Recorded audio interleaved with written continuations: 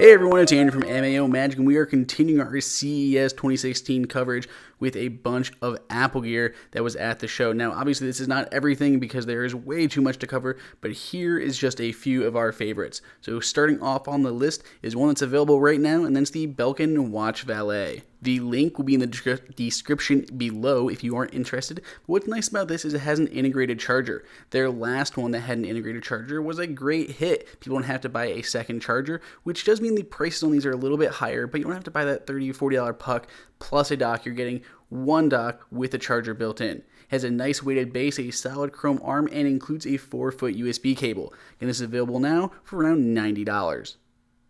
Up next on our list for number 2 is going to be Griffin's BreakSafe cable. Kind of an unwritten rule of the show this year was fixing Apple's MacBook, because it does only come with that one USB Type-C port. So there's been tons of different hubs, and we're going to cover a few later. But what's neat about this is because the MacBook did not come with a MagSafe style cable, it kind of was like most of the PCs out there on the market. Griffin took to fix this with the BreakSafe cable, which is a USB Type-C cable. It is an actual cable that's 6 foot in length, not just an adapter that plugs in on the end. And it basically replicates MagSafe and just pops right off. It will be available in April for around $40. Now, number 3, this is just one of the many HomeKit devices that we saw out there in the market, but iDevices did a great job. One of the biggest problems with HomeKit is that if someone turns the switch on a light, you can no longer use those lights. You have that existing light switch that you can no longer use, which doesn't help people who don't have Siri or HomeKit, and it kind of makes it a little bit of a hassle. iDevices aims to fix this with their new line of switches, outlets, dimmers, and sockets to use your existing infrastructure, just replacing those outlets so people can use them manually like you always would, or you can use Siri and HomeKit. Now, we have covered portable chargers for the Apple Watch before, but this is the first one we've seen that'll fit on a keychain. The new travel power bank from Griffin is just that. It's an 800 milliamp hour batteries that Griffin says will charge your watch 4 times. Unfortunately, you're still going to have to carry an extra cable around because this does charge via micro USB, and if you have an iPhone, which you have to for your Apple Watch, you can't charge this via Lightning. This will be available for $69.99, starting around Q2 of this year.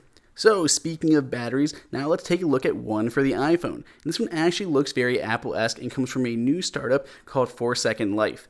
It's basically a charger that goes on the bottom of your iPhone. It's supposed to blend in and look like all one piece. Unfortunately, it's a little bit bulky and cumbersome because it makes your phone really, really long, but it looks really nice. It even has a little slide to unlock mechanism to turn the device on at the bottom. It comes in 3 different models going from $75 to $100, and batteries ranging from 1250 milliamp hours to 2250 milliamp hours. Unfortunately, it does still charge via micro USB like the others, so you won't be able to charge this with your Lightning cable like Apple's battery pack.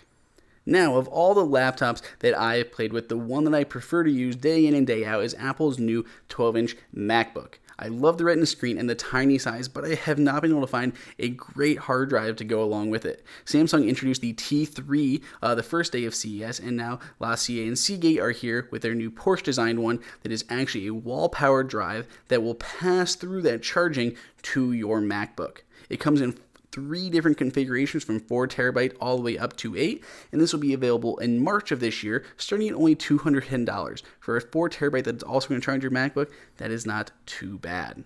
Now, we did look at our Griffin travel power bank for the Apple Watch. We're going to look at another one now that's also pretty cool, and that is the one from Zenz. This is very tiny, very minimalistic, but it's all built in and it's slightly cheaper than the Griffin option. It's just a tiny little cube. You can set your watch on there. There's not really much of it docking. It's basically just for traveling. Just a tiny cube that you can throw in there, and it'll give you 4 full charges on your Apple Watch. They don't have to buy an additional charging puck to go in there. It uses Zen's inductive charging technology, and this will be available for March of this year for roughly $70 if we're converting it from their Euro price point that they announced.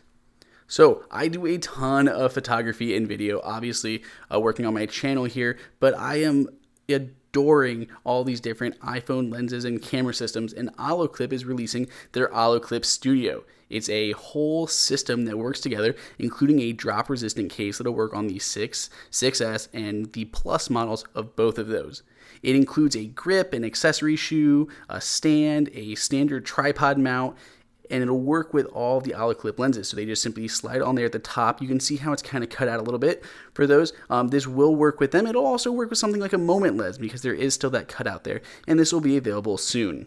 Last up on our list are a couple different items from Sitaki. Now, we have covered their hub before, and it was one of our favorites out there on the market because it perfectly matched the MacBook and was really nice and slim.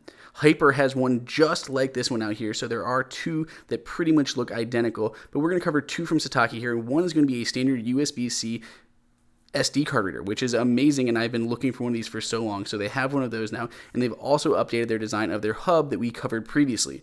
Before, it did not allow that pass-through charging, and the new one does. Both of these are available now or will be available very shortly, and the links will be below. If you have any questions or anything that we missed, please throw those up in the comments. Subscribe and check out all of our other CES 2016 videos, and I'll see you next time.